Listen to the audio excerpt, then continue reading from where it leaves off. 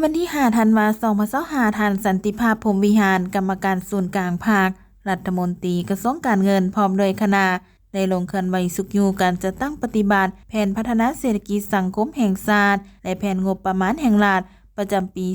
2025และทิศทางปี2026อยู่แขวงเวียงจันทน์โดยการต้อนรับของท่านผู้ธนุเพชรไสสมบัติเลขาคณะบริหารงานพรรคแขวงเวียงจันทน์มีคณะนำแผนกการเงินบรรดาคณะแผนกการคงเขตเศรษฐกิจของแขวงพนักงานหลักแหล่งแขนงการเงินของแขวงเวียงจันทน์เข้าร่วมในกองประชุมท่านเต็งเม้งยังลือไซหัวหน้าแผนกการเงินแขวงเวียงจันทน์ได้รายงานโดยสังเขปเกี่ยวกับการจัดตั้งปฏิบัติแผนพัฒนาเศรษฐกิจสังคมและแผนงบประมาณแห่งรัฐประจำปี2025ซึ่งได้ยกให้เห็นท่าแห่งบ่มซ้อนของแขวงในแต่ละด้านที่เป็นปัจจัยพื้นฐานให้แก่การผลิตการค้าการส่งออกและการท่องเที่ยวซึ่งเห็นให้เศรษฐกิจของแขวงเวียงจันทน์ยังสืบต่อขยายตัวในระดับ 6% เท่ากับ 92.31% ของแผนการรวมยอดผลิตภัณฑ์ภายในได้ 17,441 ตื้อกีบลื่นแผนการ 31.19% ด้านการจัดเก็บรายรับเข้างบประมาณแห่งรัฐฮอดวันที่28พฤศจิกายน2025สามารถจัดตั้งปฏิบัติได้ 1,082.17 ตื้อกีบเท่ากับ98.92% ของแผนการปีในนี้ผู้ศูนย์กลางปฏิบัติได้ 147.71 ตื้อกีบลื่นแผนการ 19.41% และหากผู้ท้องถิ่นปฏิบัติได้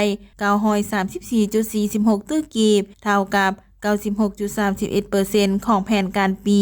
และคาดคะเนหมดปีจะสามารถจัดเก็บรายรับได้ 1,059.50 ตื้อกีบเท่ากับ 109.19% ของแผนการปี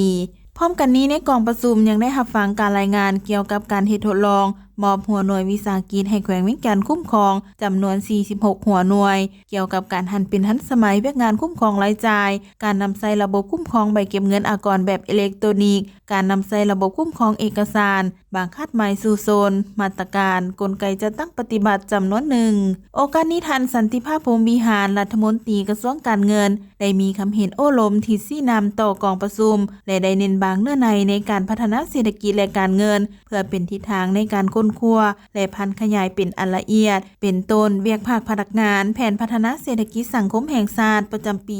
2026เวียกคุ้มครองเก็บรายรับคุ้มครองรายจ่ายแผนการลงทุนของรัฐเวียกหันเป็นทันสมัยนิติกรรมเวียกกฎสอบกฎกาการประสานงานการร่วมมือและโฆษณาต้องสืบต่อเป็นเจ้าการยกสูงความรับผิดชอบต่อหน้าที่การเมืองของตนที่ภาครัฐและประชาชนได้มอบหมายพร้อมกันสุมใส่จะตั้งปฏิบัติบรรดาหน้าเวียกต่างๆที่ได้วางไว้ยกสูงความเป็นเจ้าการทางด้านเศรษฐกิจลดผ่อนการเอื้ออิงและพึ่งพาจากภายนอกตามมติของกรมการเมืองส่วนกลางภาคว่าโดยการสร้างเศรษฐกิจเอกราชเป็นเจ้าตนเองในระยะใหม่ฉบับเลขที่04/กมสพ